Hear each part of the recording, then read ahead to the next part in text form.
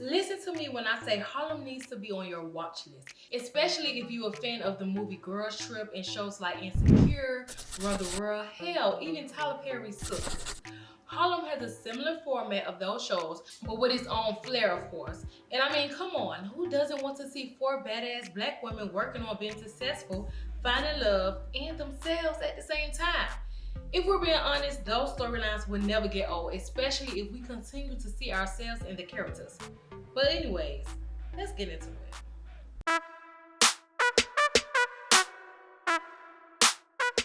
I kid y'all not, I binged this show in 2 days. That's how tuned in I was. There was just so much to dissect and get through with each of the characters. Granted, the show tries to have a main focus on the one friend that's supposed to hold everyone together and accountable, but that person tends to be in shambles as well, which then gives them a break to have us go into the world of all the other ladies' storylines. So in the first episode, I instantly knew this show was going to be dropping a lot of gems based off of how it starts with Camille, who is Megan Good's character, dissecting theories and cultures of women, and baby, we love a good detailed philosophy on the culture of badass women around the globe, okay? So yeah, the episode opens up with Camille talking about how Masuo women is stronger than men and in charge, being able to choose who they want to be married to, and if they don't want to be married anymore, they let the man go and get another one. And the man can't say nothing. So she compares that to the 21st century bossed up woman and how life and love for us, yes us because your girl know the vibes, is just not as easy. So let's talk about Camille, because I feel like I learned a lot about her in the first few minutes. So at first I thought she was some sort of activist, which I mean, she kind of is, but that wasn't her sole purpose or goals. And the only reason I thought that is because the show shined light on a lot of gentrification that was happening in Harlem, and she didn't like that. So she tends to express her feelings to her thousands of followers on social media. But eventually it's shown that she is a professor at Columbia. But the thing is, she is just an assistant professor trying to become tenured, which means more money and technically a guaranteed position at the school. So while she's in class, well, actually dismissing the class, one of her male students come up to her, and it is obvious he is attracted to her and wants all her attention because he goes up to her and gives her an apple. Like, boy, if you don't go on with that cheesy childish move. But she doesn't even budge, child, and let him know basically she ain't never give him a chance because it's against the rules in her moral code to date a student. And I'm like, I know that's right. I was hoping they were not about to make her storyline as a desperate woman wanting a man so bad that she risked her job for her student. Girl, no, especially not after giving us a rundown on how powerful the Masuo women were. I would have immediately turned the show off. But child, they kept it cute and had her turn him away, as she should have. Now listen, to many people, this student of hers, Malik, would be considered handsome and eye candy, but it was something about his corniness towards trying to get at her that made him a turn off to me personally. Like, he thought he was smooth, but it didn't come off that smooth, more slimy, if anything. Like, at one point in the show, he finds her at the gym, interrupts her vibes, and tell her that he dropped her class so she can be free to be with him.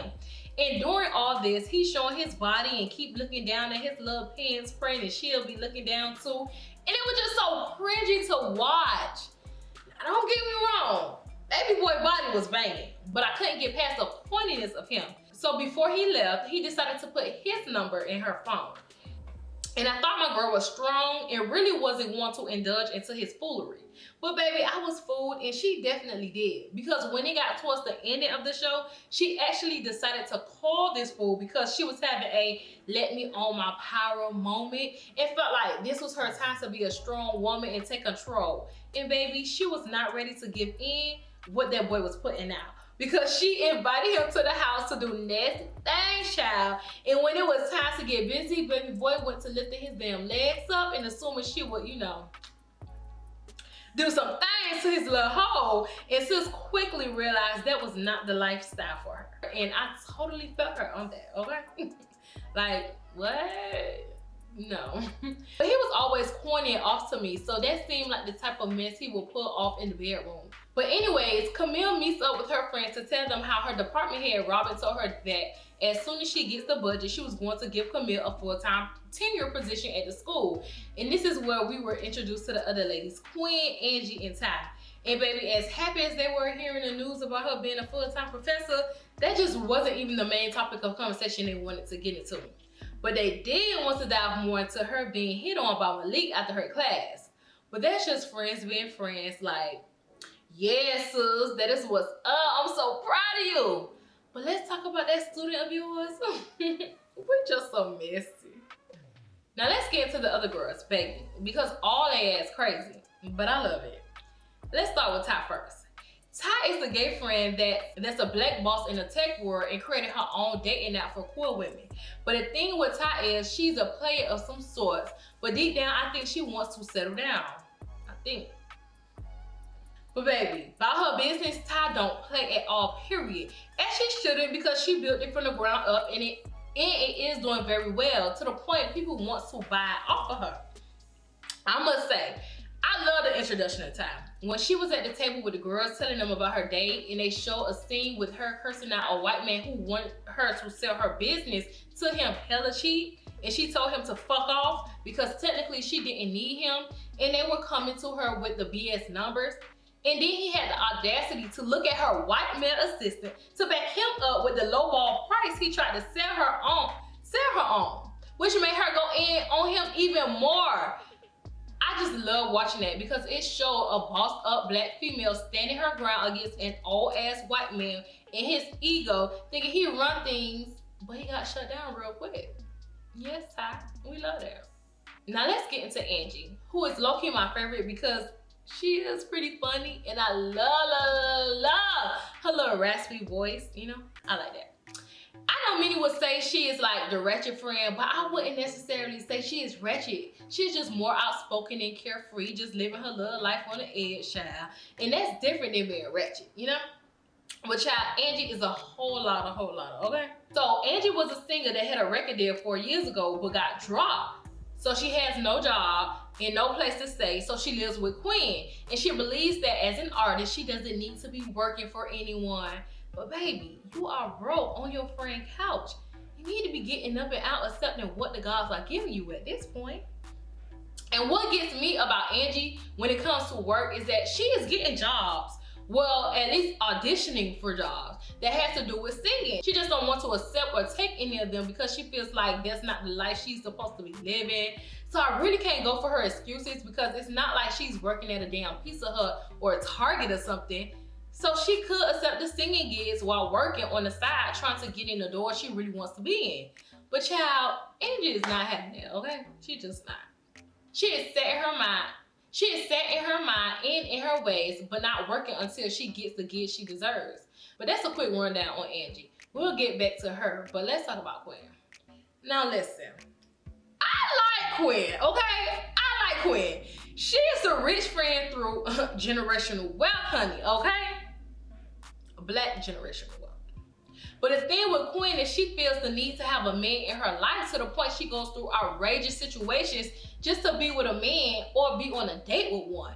And it's just so desperate looking and it's not cute at all. It actually ticks me off like a lot. And even her friends be telling her that the guy she be finding, it's just not it. But of course she's not going to listen to them. I mean, why would she?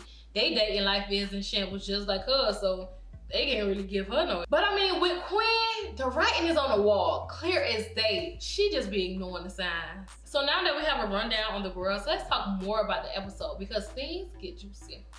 So there's a scene where Angie and Camille are talking about Angie's situation on having a job. And while they are walking and talking, Camille spots her ex-boyfriend Ian, played by Tyler LaPlante. Now that's one fine thing, okay?